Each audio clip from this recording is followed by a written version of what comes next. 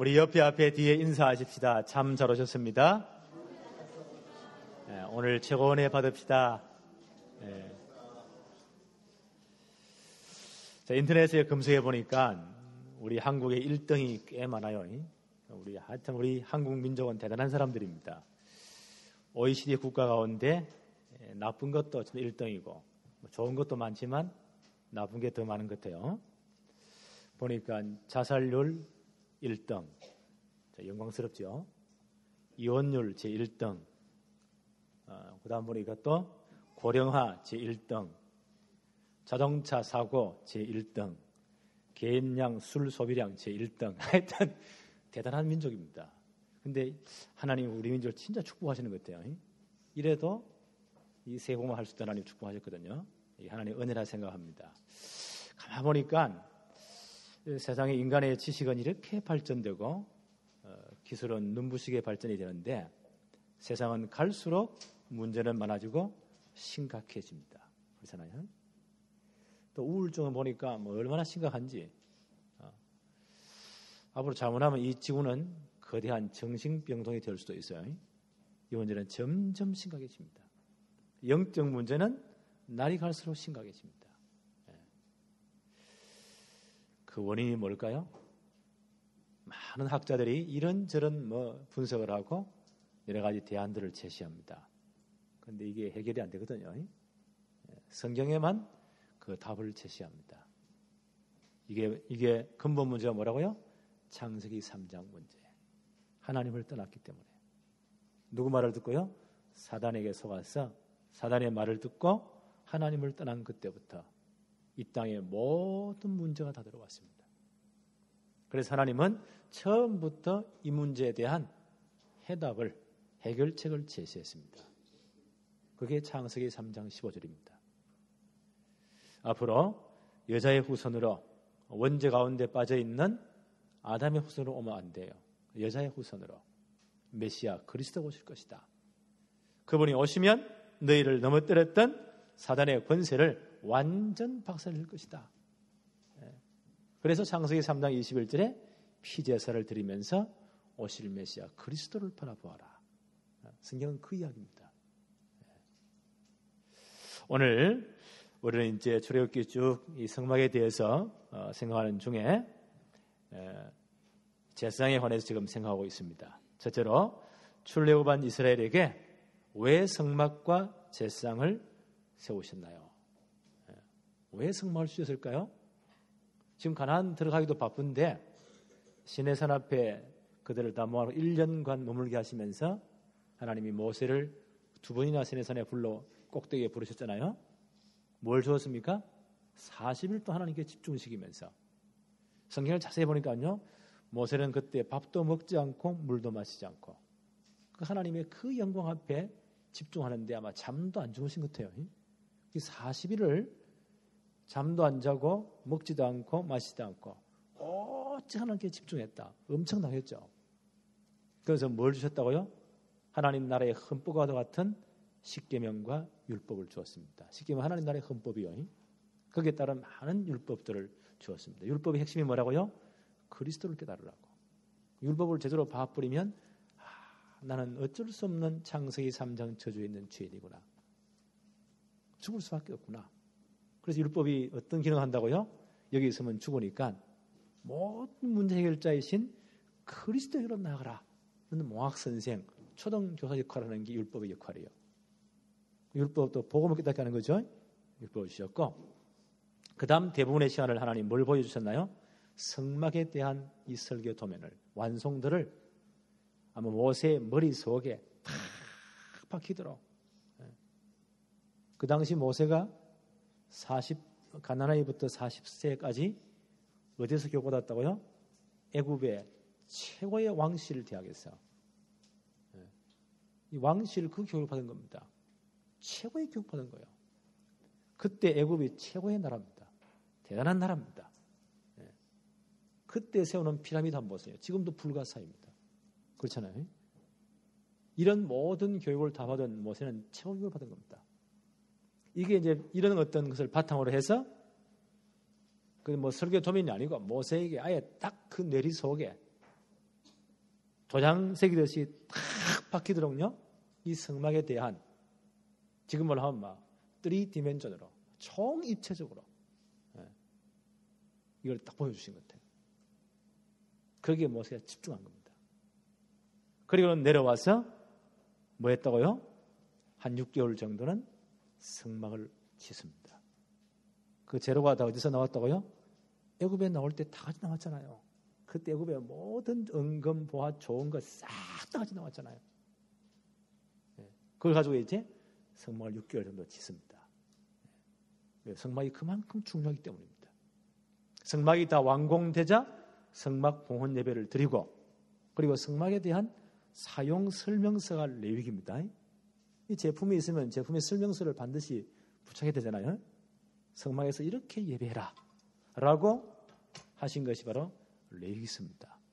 그걸 주시고 인구조사 다 하고 그 다음에 이제 가나안 정복이 되니까 군대의 모든 조직을 갖추어서 출발하게 합니다. 성막이 그만큼 중요한 거예요. 그래서 우리가 지금 성막을 좀 공부하고 있단 말이에요.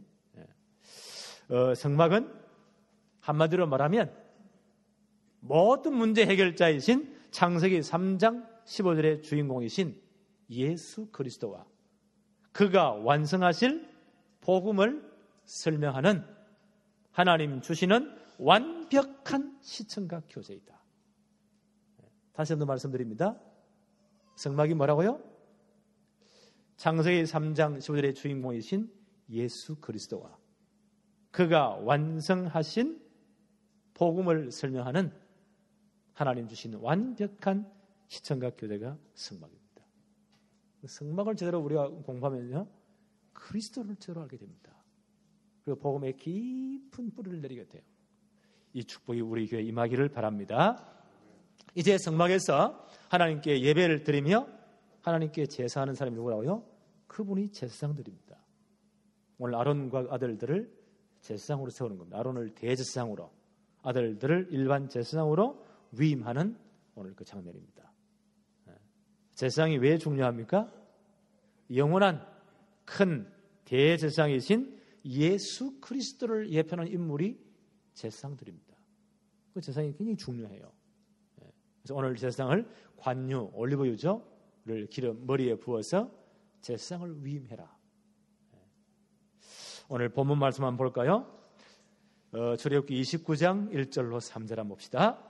내가 그들에게 나를 섬길 제사장 직분을 위임하여 그들을 거룩하게 할 일은 이러하니 제사장을 이제 위임하는 예식입니다. 그런 과정입니다. 뭘 준비하라고요? 2절에 무교병과 무교병은 이스트를 넣지 않은 빵이죠. 무교병과 기름 섞인 무교과자와 기름 바른 무교전병을 모두 고운 밀가루로 만들고 3절에 그것들을 한 광주리에 담고 그것을 광주리에 담은 채 그 송아지와 2 양과 함께 가져오라. 무교병을 준비해라. 무교전병을 준비해라. 그 다음에 뭘 준비하라고요? 송아지와 2 양을 준비해라. 제사장 위임을 위한 이 하나님께 예배를 드릴 하나님께 제사할 제물들입니다. 요 수송아지는요 속죄제를 드리기 위해서 죄사함 받기 위해서 그 다음에 순양 둘은 하나님께 번제를 드린 것은 번제는 온전한 헌신입니다. 번제와 화목제를 드리고 하나님과 모든 원수된 것을 푸는 화목제를 드리기 위해서 순양을 준비해라. 2마리를 준비해라. 그 다음에 무교전병과 무교병은 하나님께 소제 피 없는 제사죠. 곡식을 드리는 제사요. 반드시 피 있는 번제 위에 함께 드려야 돼요. 하나님께 감사의 예물입니다. 이 예물을 준비해라 라고 말씀하십니다. 앞으로 레위기를 설명하면서 아마 자세히 나올 겁니다. 4절로 7절 한번 볼까요? 이제 제사장을 세워 위임하는 과정입니다. 4절에 너는 아론과 그 아들들을 회막문으로 데려다가 물로 씻기고 깨끗하게 씻기고 5절에 보니까 의복을 가져다가 아론에게 속옷과 에봇 받침 겉옷과 에봇을 입히고 흉패를 달고 에봇에 정교하게 짠 띠를 띠게 하고 그 머리에 관을 씌우고 그 위에 거룩한 패를 더하라. 이제 연상이 되어지죠. 지금 우리 다 공부했으니까 한번 화면 한번 보십시다. 제사장 전체 그림 한번 봅시다. 자, 우리 교회 수준이 지금 대단합니다. 네, 이걸 다 이해하고 있으니까. 자, 대제사장 아론의 모습이죠. 물로 식이고 그 안에 있는 바깥부터 한번 볼까요? 이게 뭐라고요? 앞치마 같은 것이 에봇, 그렇죠? 이게 뭐라고요? 흉패, 12보석이 박혀 있죠. 흉패. 이게 뭡니까? 띠를 딱. 이게 뭡니까? 청색 겉옷, 그렇죠? 안에 있는 게 뭐예요? 흰색 속옷. 이게 뭐라고요?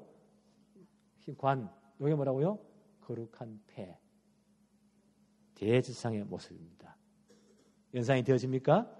물로 깨끗이 씻기고 제일 먼저 속옷을 입히고 그다음에 겉옷을 입히고 청색 겉옷 입히고 에봇을 입히고 여기 가슴에요 흉패를 달고 관을 씌우고 거기 거룩한 패를 붙여라. 여기 대제사장의 복장입니다. 7절 한번 볼까요? 관유는 올리브유거든요. 관유를 가져다가 그의 머리에 부어 바르고 이 관유를 이 올리브유를 제사장 머리에 붓습니다. 그러면 참 몸에다가 기름이 흘러내리겠죠. 이게 위임식의 장면입니다. 지금 중요한 우리 장로님들이나 주의 종들이나 일꾼을 세울 때 어떻게 한다고요? 주의 종들 안수해서 세우잖아요. 꼭 같은 이런 의미입니다. 하나님이 기름 부으신 겁니다. 그래서 이제 기름을 그 관의 위에다 머리 위에다가 부어라. 그러면 온 몸에 타고 흐릅니다. 이렇게 해서 제사장 위임식을 하는 겁니다. 8절에 보니까 그의 아들들을 데려다가 그들에게 속옷을 입히고 일반 제사장은 이런 완전한 복장이 아니에요. 그 다음 그림 한번 봅시다.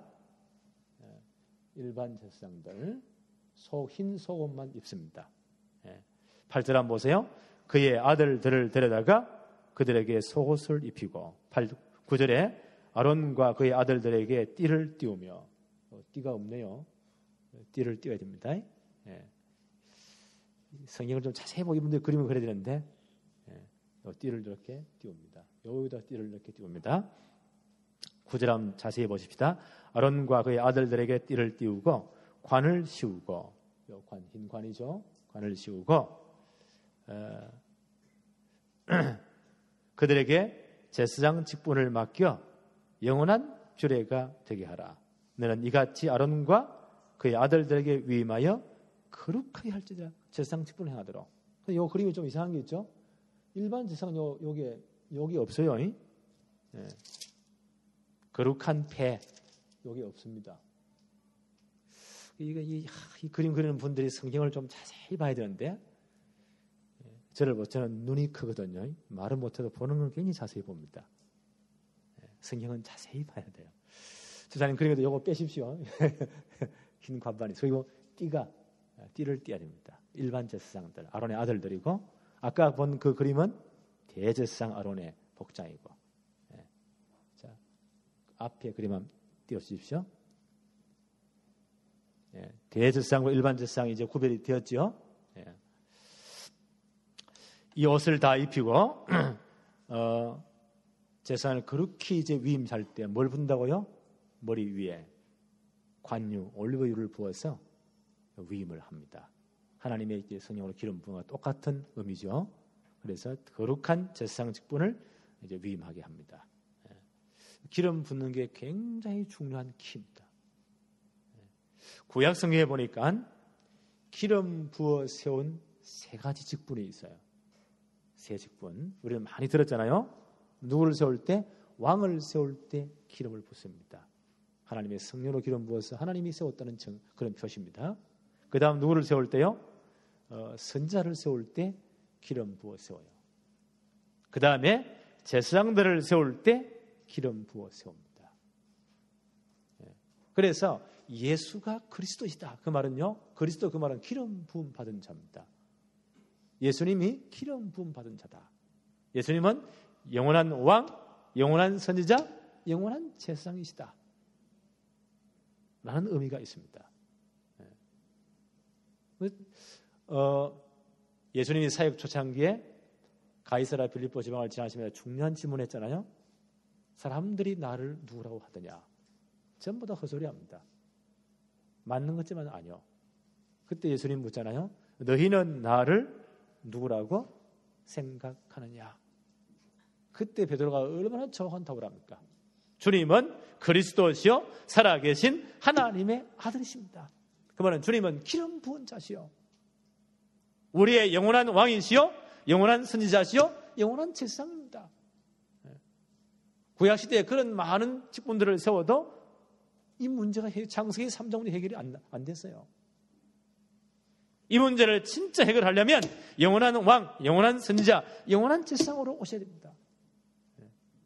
주는 그리스도시요 바로 우리의 영원한 왕, 영원한 선지자, 영원한 제사장으로 기름 부음 받은 자시요. 주님 우리 영원한 왕으로 이 땅에 오셨잖아요. 그래서 뭘 꺾었나요? 이 세상 임금 사단의 머리를 박살냈습니다. 어디서요? 십자가에서. 요한일서 3장 8절에 하나님의 아들이 나타나시고 누구의 일을요? 마귀의 일을 멸하려 하심이라. 어디서? 십자가에서. 영원한 왕으로 오셨어요. 사단의 모든 일을 박살내버렸습니다. 히브리서 2장 14절 15절에 보니까 자녀들은 혈과 육에 속하였으며 그도 또한 같은 모양으로 혈과 육을 함께 지니심은 죽음을 통하여 죽음의 세력을 잡은 자 곧 마귀를 멸하시며 또 죽기를 무서워함으로 한 평생 매여 종로로 다는 모든 자들을 놓아주려 하십니다. 지금 하나님 떠난 사람들이 누구에 잡혔나요? 너희 아비 마귀 사단에 딱 잡혀 있습니다. 죽기를 무서움으로 일평생 매어 종로로 갑니다. 그게 운명이요 사주팔자입니다. 누가 운명을 바꿉니까? 못 바꿉니다. 그렇잖아요? 우리 어머니 예수 믿기 전에 우리가 어릴 때 막 너무 애를 많이 먹이니까 이번에 막 속이 터지니까 가슴을 치며 하는 말이 아이고 내 팔자야. 그 모습이 지금도 생각나요. 누가 그 팔자를 바꿉니까? 이 양반이 예수 믿고 팔자가 완전 운명이 바뀌어버린 거예요. 지금 모든 창세기 3장 저절에 있는 자들은 이 사단의 땅 메어서 일평생 촌으로 답니다. 죽기를 무서워함으로. 절대 못 빠져나옵니다. 이 사단의 일을 누가요? 예수님이 그리스도 이 땅에 오셨어요. 십자가에서 죽음을 통해서 죽음을 세력을 잡은 자 마귀를 완전히 박살내버렸습니다. 그래서 이제 누구든지 예수 이름 부르는 순간 이 모든 문제가 끝나는 거예요. 모든 운명 사주팔자 끝. 예수는 우리 영원한 선지자로 오셨습니다. 그래서 하나님 만나는 새롭고 사는 길을 열어버린 거예요. 어디서요? 십자가에서. 요한복음 14장 6절에 내가 곧 길이요 진리요 생명이니 나로 말미암지 않고는 아버지께로 올 자가 없느니라. 그렇죠. 하나님 만나는 유일한 길입니다. 어디서 이 길을 열었다고요? 십자가에서. 히브리 10장 19절로 20절에 그러므로 형제들아 우리가 예수의 피를 힘입어 성소에 들어갈 담력을 얻었나니 그 길은 우리를 위하여 휘장 가운데로 열어놓으신 새로운 살 길이요 휘장은 곧 그의 육체니라. 하나님은 이 길이 열렸잖아요. 그래서 예수님이 십자가에 운명하는 그 순간 우리 그 성막 공부했잖아요. 성소와 지성소. 그렇죠? 거기에 큰 휘장이 둘러있잖아요. 커튼입니다. 거기에 이제 천사의 모형이 수완으로 이렇게 새겨졌다 했죠. 누구든지 갈 수가 없습니다. 하나님께 절대 나갈 수가 없어요. 1년에 단 한 번 제비뽑기에서 당첨된 대제사장이 자기의 죄사함 받기 위해서는 수송아지의 피를, 백성들의 죄사함 받기 위해서는 염소의 피를 들고 벌벌 떨며 나갑니다. 그리고 언약궤 뚜껑이 뭐라고요? 그게 속죄소입니다. 그게 그의 피를 뿌리고 자신과 전 백성의 죄 사함 받습니다. 그리고 하나님 말씀을 듣습니다. 그 길이 언제 열렸다고요? 주님이 십자가에서 운명하시는 그 순간, 그 성소와 지성소를 쳐놓았던 휘장이 위로부터 아래로 둘러 쫙 찢어집니다. 이제 누구든지 하나님께 나갈 수 있는 새로운 길, 살 길이 열린 겁니다. 이 예수 그리스도 이름 부르는 순간 하나님 만나는 이 길이, 살 길이 열린 거예요. 주님이 이 땅에 영원한 제사장으로 오셨습니다. 그래서 우리의 모든 죄와 저주를 단판에 끝냈습니다. 어디서요? 십자가에서. 마태복음 10장 45절에 인자에 온 것은 섬김을 받으려 함이 아니라 도리어 섬기려 하고 자기 목숨을 많은 사람의 대속물로 주려 하심이라. 대속물로 주기 위해서 오셨어요. 어디서 대속물로 내놓으십니까? 십자가에서.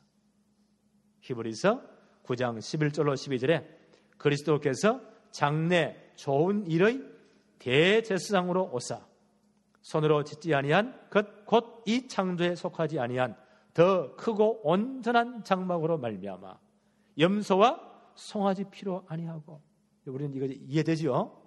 대속죄일 날 세상 이 피를 두고 들어가잖아요. 그렇게 하지 아니하고 오직 자기 피로 영원한 속죄를 이루사 단번에 성소에 들어가셨느니라. 보세요. 주님이 영원한 속죄를 드리기 위해서 자기 피를 가지고 지성소에 들어가십니다.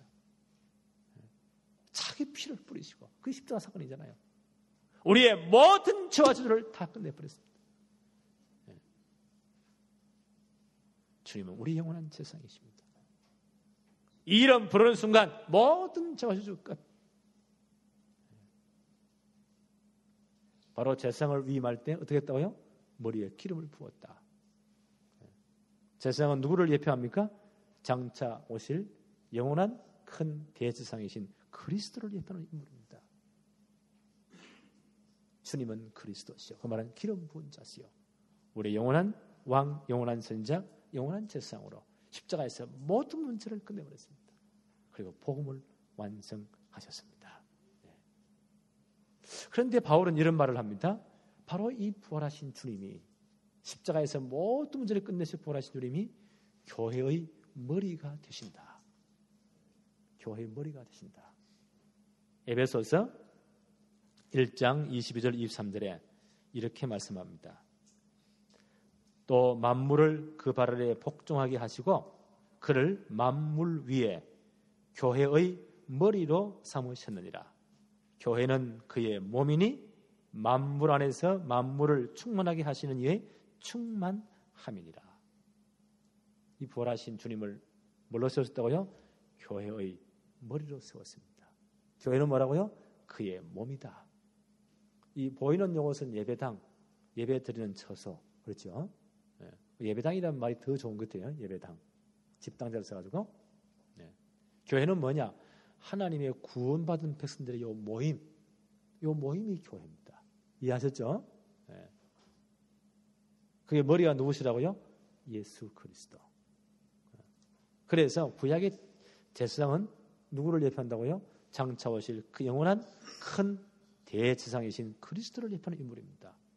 그 제사장을 위임할 때요, 머리에 기름을 부어서 위임하잖아요. 그 말은 머리에 기름 부으면 온 몸에 기름이 타고 흐릅니다. 한번 연상해 보세요.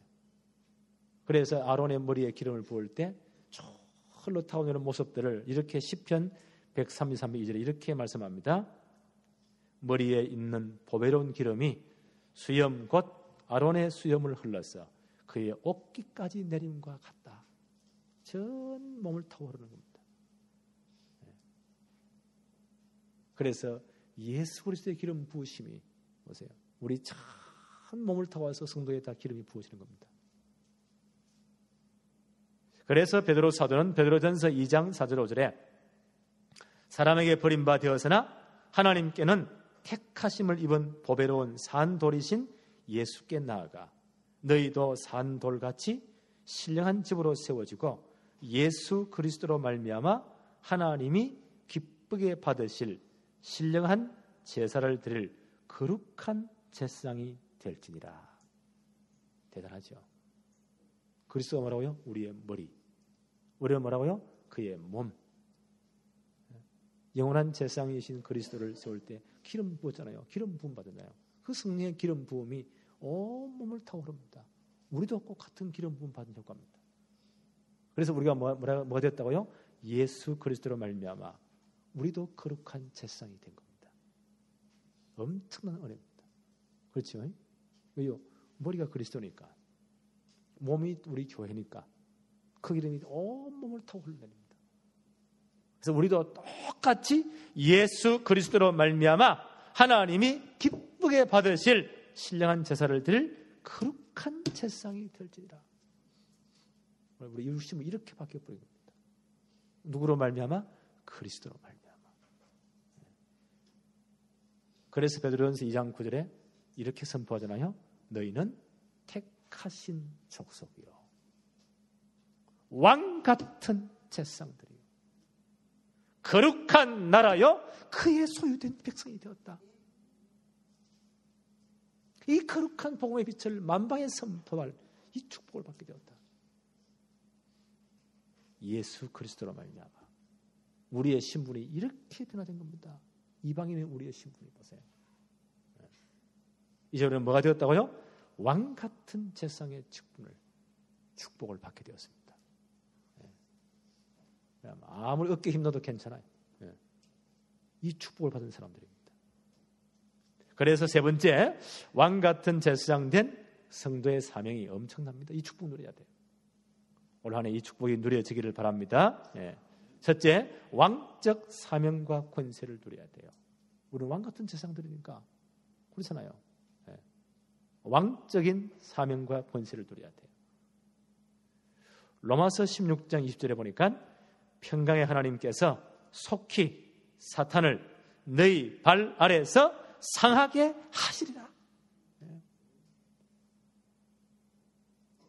주님이 이 땅 영원한 왕으로서 십자가에서 사단의 권세를 완전 박살냈잖아요.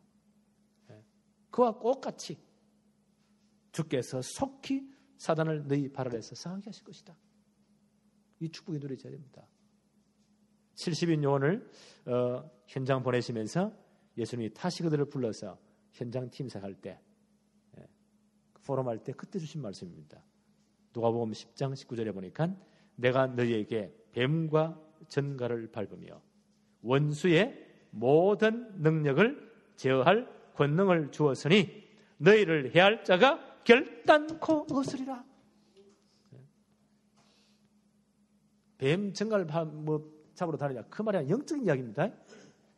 현장에는 모든 흑암 저주의 세력을 결박할 권능을 주었다. 내가 너에게 뱀과 전갈을 밟으며 원수의 모든 능력을 제어할 권능을 주었다. 우리 이 권세를 주었습니다. 왕 같은 제사장들 우리에게 이 축복을 누려야 돼요. 내일부터 이제 딱 가시면 기도하세요. 현장 가시면, 직장 가시면, 이런 사업터에 가시면, 학생들이 이제 공부하는 데 가면 지금부터 기도하세요. 오늘 이곳에 역사하는 모든 흑암 저주의 세력은 예수 이름으로 완전히 결박될지어다. 실패의 세력은 완전히 결박될지어다. 진짜 기도하세요. 이런 어마어마한 사명과 권세를 줬습니다. 꼭 기도하세요. 우리에게 이 권세를 줬어요. 예수님 직접 말씀하셨잖아요. 우리가 뭐가 됐다고요? 왕 같은 제사장의 신분으로 바뀌었습니다. 이 권세를 누려야 돼요. 그게 권세기도라고 합니다. 그 다음 우리는 선지자적 사명을, 이 축복을 누려야 돼요. 창세기 3장 저주에서 빠져나오는 길을 제시해 줘야 됩니다. 우리는 이 축복을 받았잖아요. 이 길을 제시해 줘야 돼요. 그 길은 딱 하나밖에 없습니다. 내가 곧 길이요 진리요 생명이니 나로 말미암자고는 아버지께로 올 자 없는, 예수님 그렇게 말씀하셨습니다. 십자가에서 그 길 열었잖아요. 우리는 정확한 복음들에서 이 길을 제시해 줘야 됩니다. 그게 선지자적 사명입니다. 이 복음 제대로 말해야 돼요.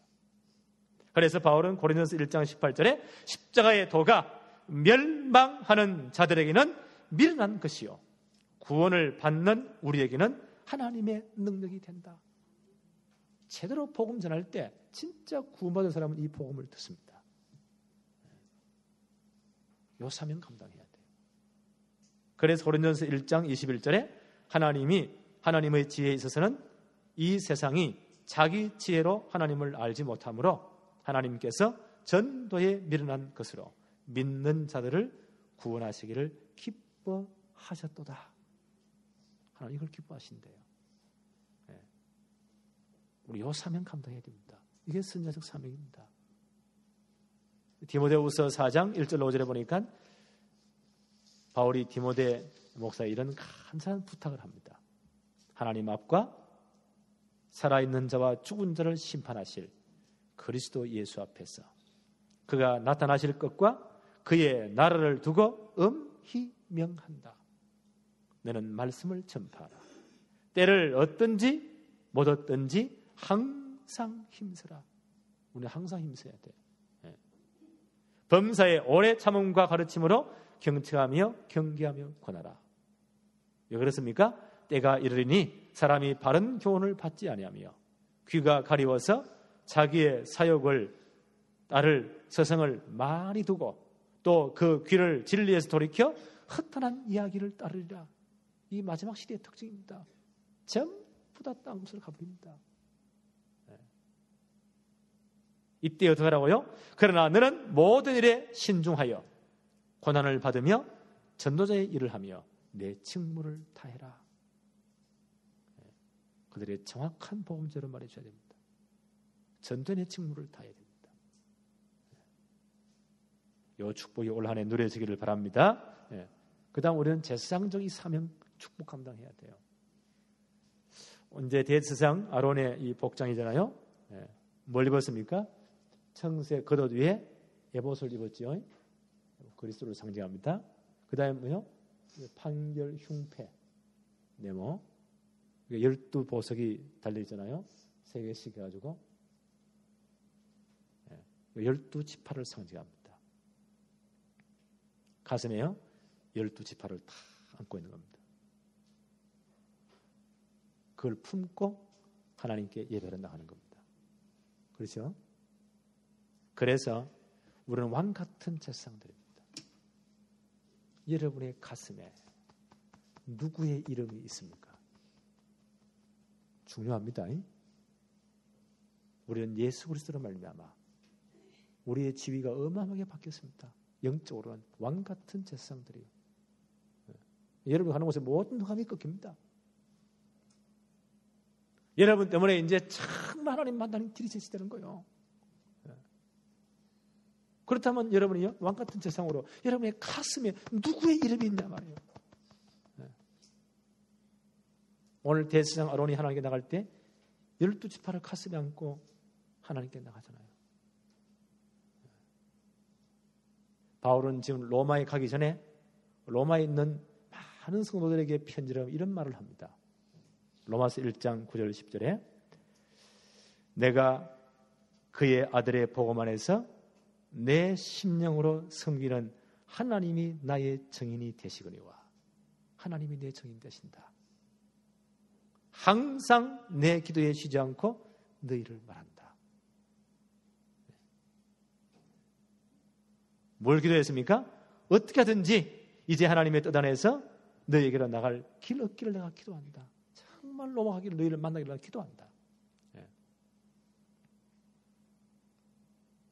내 심령으로 섬기는 하나님이 나의 정인 되시거니와 너희들이 항상 내 기도 속에 있다.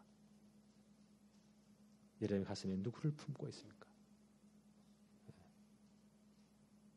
굉장히 중요합니다. 왕 같은 제사장. 그 에봇 위에 뭘 붙였다고요? 판결 흉패. 12보석을 박았잖아요. 12 이름이 다 새겨져 있습니다. 그걸 품고 하나님 나가 기도하는 겁니다. 대제사장은. 바울은 말하기를 하나님이 내 정인 된다. 로마에 있는 많은 성도들 안에서요. 너희가 내 가슴 속에 있다. 항상 내 기도에 쉬지 않고 너를 향해 너를 위해 기도한다. 너에게 나갈 좋은 길 없길 내가 기도하고 있다. 가서 뭘 말하려고요? 로마서 1장 15절 17절에 보니까 그러므로 나는 할 수 있는 대로 로마에 있는 너희에게 또 복음 전하기를 원하노라. 착한 복음을 말하기 위해서 바울은 늘 기도했습니다. 로마에 가기로 기도했습니다. 그들을 가슴에 품고 기도했습니다. 내가 복음을 부끄러워하지 아니하노니 이 복음은 모든 믿는 자에게 구원을 주시는 하나님의 능력이 됨이라. 그렇죠? 이 복음 제대로 전하기 위해서, 그 로마의 성도들이 제대로 복음 뿌리내리기 위해서 나는 너를 가슴에 품고 늘 기도한다. 너에게로 가기를 늘 기도한다. 그래서 우리 아까 장로님 기도했지만 우리에게 전도 문화를 다 뿌리내리기를 원합니다. 우리 주위에 누가 있다고요? 사도행전 13장 48절의 사람이 있습니다. 영생을 주시기로 작정된 자가 있습니다. 근데 하나님이 그 사람 이름 여기다 얼굴에다 이마에 위에다가 작정된 자 딱 써놨으면 좋겠는데 그런 표가 없잖아요. 그래서 어떻게 하느냐? 한번 기도해 보세요. 기도할 때 하나님 우리 생각과 마음 지키잖아요. 내 주위에 있는 10분 이내에 있는 사람 가운데 늘 보는 사람이죠. 기도하면서 한번 하나하나 생각해 보세요. 내 가슴에 마음에 다 감동이나 떠오르는 사람이 있습니다. 이 사람은 반드시 구원받아야 되는데 이런 감동이 오는 사람이 있어요. 그 사람 이름 한번 적어보세요. 기도하면서 30분 이내에 일주일에 한 3번 보는 사람이죠. 한번 기도해 보세요. 생각하면서 가슴에 다 부딪힌 사람이 있습니다. 그 사람을 마음에 새기라는 거예요. 이름 한번 적어보세요. 이름이 생각 안 나는데요. 옆집 아줌마 누구 엄마 그래서 돼요. 그것도 모르는데요. 특징 머리가 긴 사람 안 그래요? 한번 적어보세요. 1시간 이내에 한 달에 한 3번 보는 사람이죠. 한번 적어보세요. 그래서 지금 다락방 천재 어떤 일이 일어나죠? 한 300명 정도 이런 명단을 우리가 놓고 기도하자. 300명 넘을 수도 있고 적을 수도 있고요. 한번 다 적어보세요. 가슴에다 품으세요. 이 사람을 놓고 우리가 하루에 한 번 이상 기도로 하는 전도 캠프, 기도로 하는 전도 신방 한번 해보십시다. 이건 할 수 있잖아요. 계속 하나님이 희한한 시간표를 움직입니다. 그러면 그 사람이 반드시 맞딱 통합니다. 영적으로. 하나님이 그 사람에게 작정하신 시간표가 되면 반드시 여러분을 만나게 하십니다. 어떤 방법으로든지. 기도하면 연구해 보라니까요. 어떻게 복음을 저로 말해줄까? 하나님은 정확한 만남을 주십니다. 그때 하나님은 그 사람의 마음문을 다 열어버립니다. 그렇죠? 네. 그때 정확한 복음, 그리스도, 영원한 왕, 영원한 제사장, 영원한 선지자, 십자가에서 모든 문제를 끝내신 예수 그리스도, 그 복음만 말해보세요. 이렇게 해서 올 한 해 한 30명 정도 예수 영접시키자.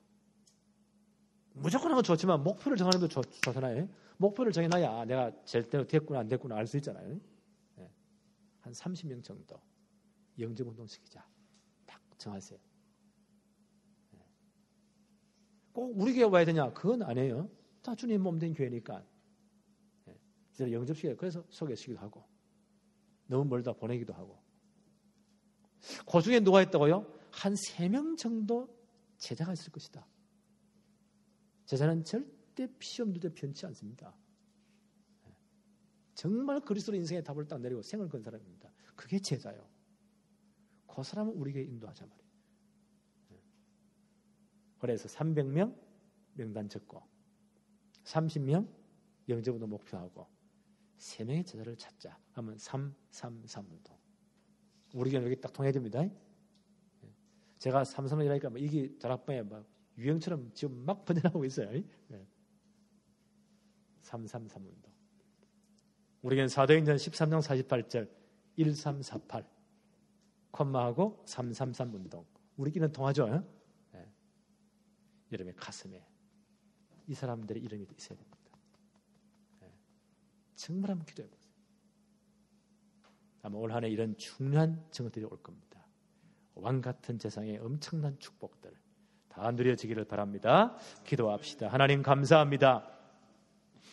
오늘도 복된 주의 날 또 예배의 최고의 축복을 누리게 하심을 감사합니다. 이제 거룩한 기름을 부어서 제사장 직분을 위임케 하고 이 놀라운 은혜의 사명 감당케 하신 하나님, 예수 그리스도로 말미암아 우리를 이 시대의 왕 같은 제사장으로 세우심을 너무너무 감사를 드립니다.